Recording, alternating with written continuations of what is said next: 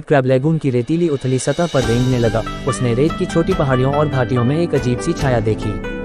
ये और भी बड़ा हो गया, और भी बड़ा, और भी बड़ा। क्या शानदार कैच है, लैरी चिल्लाया। नाव में अन्य लोग। अब हमारे पास 100 से अधिक साधु केकड़े, 50 तारा मछली हैं, और कौन जानता है कि पालतू जानवरों की दुकान को कितने घोंघे बेचने हैं। आइए चलें और अपना कीमती सामान पहुंचाएं। लगभग एक सप्ताह बाद टैमी और जिमी अपनी मां के साथ एक नए प्लाजा पर खरीदारी कर रहे थे जो अभी अभी उनके शहर में खुला था। यह एक अच्छा प्लाजा था और एक छोटे से समुद्र तट, एक लेगून और बड़े नीले सुंदर महासागर के सामने सड़क के पार बनाया गया था।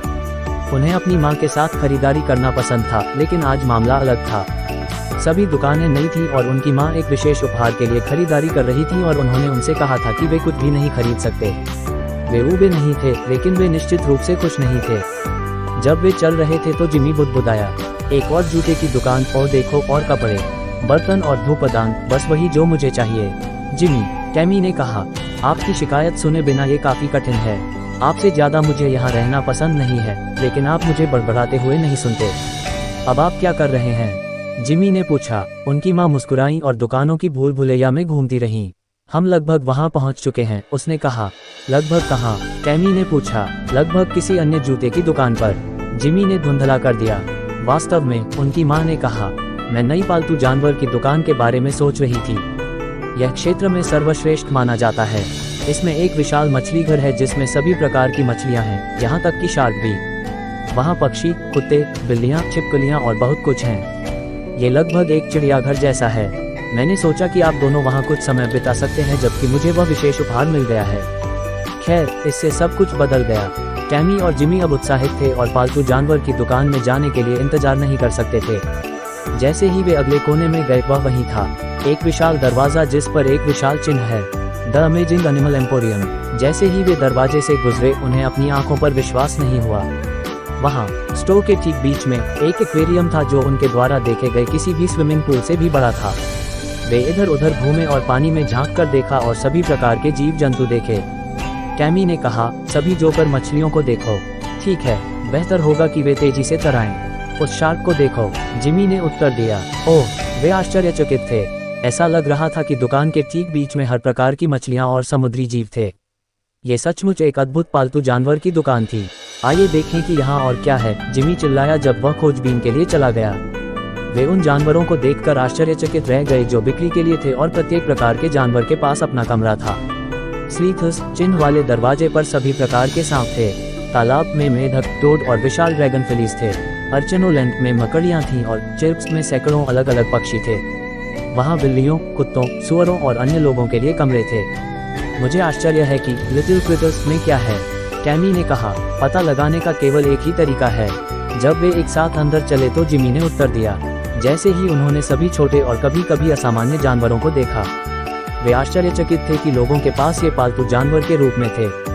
वहाँ चूहे, चिपमनकस, छछूंदर, तारा मछली, घोंघे, क्लैम, बीटल और सभी छोटी चीजें थीं। ये देखो, टैमी चिल्लाए, एक साधु केकड़ा। ठंडा, जिमी ने उत्तर दिया। हालांकि केकड़े ने कुछ खास नहीं किया, लेकिन जब वह रेत और चट्टानों पर रेंग रहा था तो उन्होंने उसे मंत्रमुग्ध होकर देखा। कभी कभी यह अपने खोल से बाहर आना शुरू कर देता है और फिर तेजी से वापस अंदर आ जाता है और अपने विशाल पंजे से अपना चेहरा ढक लेता है। वह अपने घर के लिए एक नए और बड़े घर की तलाश में है, उनकी मां ने कहा। मुझे खुशी है कि मैं आप दोनों को ढूंढ सका, ये जगह बड़ी है। टैमी ने केकड़े की ओर देखा और कहा, अलविदा हेक्टर, हम तुम्हें याद करेंगे। जिमी ने उसकी ओर हाथ हिलाया और चलने के लिए मुड़ा। जैसे ही तीनों जा रहे थे, उन्हें शीशे पर थपथपाहट की आवाज सुनाई दी। मुझे इस पर विश्वास नहीं है, उनकी मां ने कहा। वह केकड़ा तुम दोनों को अलविदा कह रहा है। मुझे लगता है कि हमें बस उसे खरीदना होगा और एक नया पालतू जानवर रखना होगा।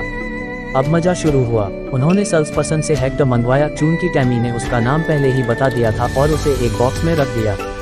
फिर उन्होंने उसके लिए एक नया पिंजरा, हेरमिट केकड़े का बिस्तर, कई सीपियां, एक स्विमिंग पूल, पानी का बर्तन, विशेष भोजन, कुछ चट्टानें और वह सब कुछ खरीदा जो हेक्टर को घर पर चाहिए था, अपने घर में। टैमी और जिमी ने हेक्टर की बहुत अच्छी देखभाल की और उनकी मां ये देखकर खुश थी कि वे अपने छोटे दोस्त के प्रति इतने जिम्मेदार थे। लेकिन जैसे जैसे समय बीतता गया, हेक्टर कम खुश होता गया। आखिरकार, चाहे उसके मानव मित्र कितने भी अच्छे क्यों न हो, उसके पास अपनी तरह का कोई मित्र नहीं था। हेक्टर को अपने परिवार और लेगून के खुले स्थानों की याद आती थी जिसका वह आदी था। एक सुबह जिमी और टैमी ने फैसला किया कि हालांकि हेक्टर एक अच्छा पालतू जानवर था, लेकिन वह उन चीजों का हकदार था जो वे उसे नहीं दे सकते थे। माँ, टैमी ने कमरे के दूसरी ओर से पूछा, क्या हम हेक्टर को जाने दे सकते हैं? क्या आप उसे अब और पसंद नहीं करते? उसने पूछताछ की। बेशक हम ऐसा करते हैं, जिमी ने कहा, लेकिन वह यहाँ खुश नहीं है और उसे आज़ाद करना ही उसके लिए सबसे अच्छा होगा।